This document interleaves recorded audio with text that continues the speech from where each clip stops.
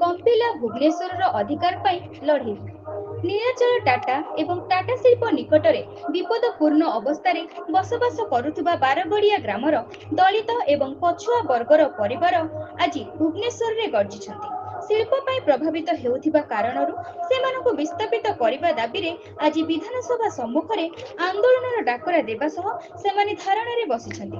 ତେବେ ଏହି ଆନ୍ଦୋଳନରେ ପୂର୍ବତନ ମନ୍ତ୍ରୀ ଇତି ରଞ୍ଜନ ଘଡ଼ାଇ ଆନ୍ଦୋଳନରେ ସାମିଲ ହେବା ସହ ସୁକିନ୍ଦାବାସୀଙ୍କ ଅଧିକାର ପାଇଁ ସରକାରଙ୍କ ନିକଟରେ ଦାବି କରିଛନ୍ତି।